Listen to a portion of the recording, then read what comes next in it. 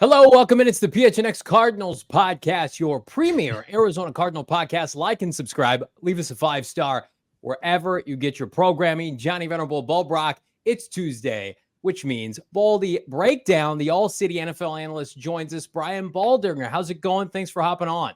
Johnny, Bo, it's good to be with you guys, man. Things are going well. I mean, we're cruising here. We're not winning any games in the desert right now, but it's not like you're not in these games and you're not playing hard. You're just not making enough plays, especially offensively right now. But I mean, they played a very good game defensively, for the most part. Well, that's where I want to start, if I could, Baldy, because I think like early in the season, they were leading into the fourth quarter. Yeah. They upset Dallas. And then these last couple of games have been kind of disheartening for Cardinal fans. I don't want to call them like back down to earth games, but certainly not to the level that they were playing the first month. Have you seen enough? I know it's only been 7 games from Jonathan Gannon to say he's got this team on the right track, or is it too early, especially without some of their key personnel in the fold? Well, I mean, they're competitive, but, nobody wants to, have one win at this point in the season. But it's not like they're not trying. It's not like Kazir White isn't out there every single week, just putting it out there. And it's not like Buddha, looked like he didn't belong out there. He finally got on the field and, had an impact. But I think they got him on the right track. I mean, sometimes there's an old saying, I don't know, it's just cliche, but, sometimes it's they said sometimes you lose by a lot, you lose by a little, you start winning by a little, you win by a lot. I mean, it's gradual. It seemed like it was 14-10, 17-10, for a long time in that game. And it looked like Seattle was just kind of, they just had no idea how to put them away. And they just couldn't, look, Josh wasn't good in that game. Missed too many open receivers and, he's running too much and scrambling too much. And part of it was, they weren't great up front. But I just feel like there's plays to be made offensively, and they just can't make them right now. And maybe that's Josh is taking them as far as they can. Maybe if Kyler comes back, he can take them further. We got to wait and see. But there's just plays out there to be made, even with what they have, whether it's McBride or Ertz or, Wilson, whoever. I mean, there's plays to be made, and they're just not making them. Let me ask you before we get into this game, Mozzarella Boss, is that a sweatshirt that's earned, or is it purchased? It's not purchased. I mean, it was swag, swag, Bo. So like I'm wearing it, but I'm all about the mozzarella, man. So put in my eggs in the morning, put it with some salami. Just put it in every single meal. Like I'm good to go. I love it, man. Mozzarella, absolutely. Breaking down film and in some mozzarella. It goes well with our guy, Brian Baldinger, here on PHNX. So I wanted to get your thoughts. We can deep dive the offense a little bit more and the struggles. We talked about that last week. It's been kind of a recurring theme. But we got the debut of Garrett Williams, the third-round pick out of Syracuse. Yep. First game, first pick. What did you see from him? Primarily played the slot. Yeah, look, I mean, he was highly – I mean, obviously the interception, you got a little pressure there, and the ball was a little short, but he was in the right place. I thought he moved well. I always kind of just study movement, just backpedal breaks, flipping hips, like just, being competitive, step up, and make them earn the catch. I thought he did all those things in his first action. So, it was welcome. I know was Hamilton, somebody was out, I forget. Yeah. Mm-hmm. Yeah. So, he got a chance to step up and go in there. Look, they need more takeaways. Everybody does. But however you get them, you get to put that next to your name. You get your first one. You hope you get, 15, 20 more, during the next couple of years. So we got news today, Baldy. Zach Ertz going to injured reserve. And Ertz, he had a tough year. He's coming off a torn ACL. He's in his early 30s. I think a lot of people thought maybe he's a trade target for some people. I want to focus more so on Trey McBride. Like Trey McBride now listed tight end number 1 on the depth chart. I think a lot of us thought athleticism, upside, second-year player. Like based on what you've seen, we haven't gotten a whole lot of him with a ton of workload. Do you think he's got the tools to be a plus tight end player in the NFL? I think he runs really well. They missed him a couple times on Sunday where I thought he could have made a big difference. And, I think he can run away from people. And so, on the other side, you saw Seattle's tight ends. I mean, they're a 3 tight end team. All of them can block. All of them can catch. you get the lead in the fourth quarter. All of them are going to be out there blocking. I mean, that's what you want to get to, where all of them are a threat, the way Parkinson and Fant and those guys are. So, it doesn't happen right away because there's just a lot to learn. But I feel like his movement is good. And I feel like he runs real well. I mean, look, I love Zach Ertz. I've been around him since he came to Philly. He doesn't run. I'm sorry to hear about the injury, but you look at Trey McBride run, you look at Zach Ertz run. They look like one guy's an 11-year vet and one guy's a rookie. I mean, they just have that difference in the way their legs move and the freshness and the bounce.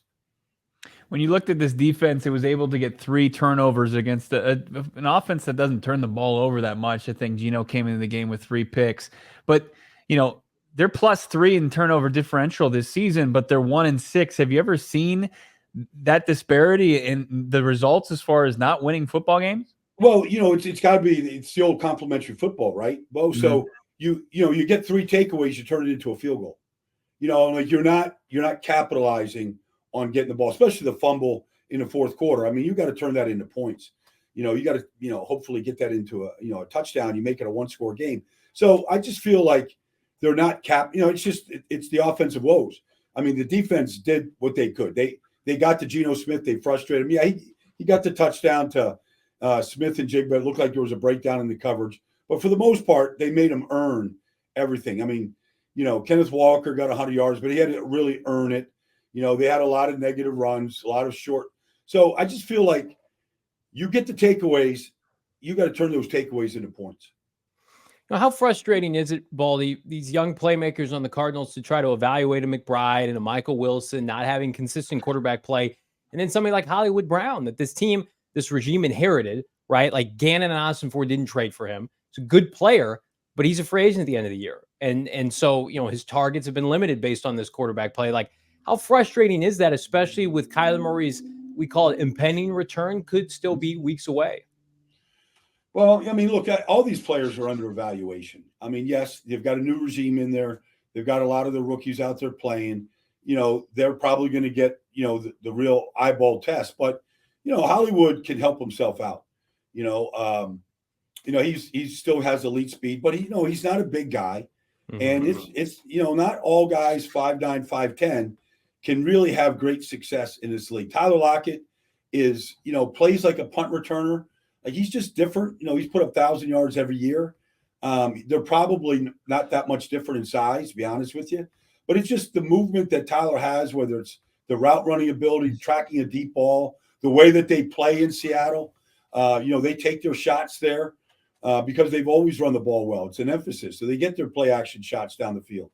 So, I think Hollywood can be I think he can be an asset, but he's under the microscope right now. Who stays, who goes, who's going to be a part of this new regime? All those things are being evaluated at this point.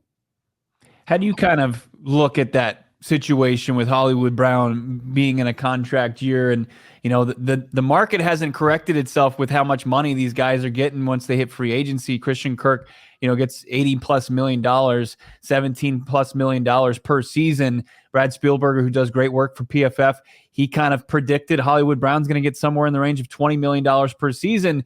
Do you think he's a $20 million per season type player? No, but I never want to get in the way of anybody's business. Sure. I mean, Christian Kirk, like nobody thought he was an $18 million player. And I don't know if he is, but he's a really valuable player in Jacksonville.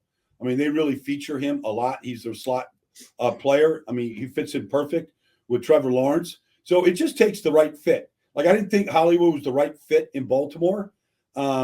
Maybe Zay Flowers is right now. But, the way the Ravens were playing back then, they were run first all the way. And so, the red zone threats, the third downs, they went to Mark Andrews. They didn't go to Hollywood. There's a place for a guy with that kind of speed that can get over the top on people, but it's got to be the right offense. And I don't know right now if that's Arizona or not. I would think that they might not be forthcoming in writing that check for Hollywood. I mean, if it is $20 million, I have no idea, but like I would think that they would go a different route as they try to build this team, because I think, honestly, no offense to any receivers and their ability to get money, but I think it's like the last thing that you even think about when you're building a team. Like they got to get better in the trenches. Their defensive line has to get better. They still need to get better in the offensive line. Like you got to build up your trenches and the depth. And then you need your corners and you need your quarterback. And, you need your pass rushers before you're thinking about wide receivers. My last question for you, Baldy.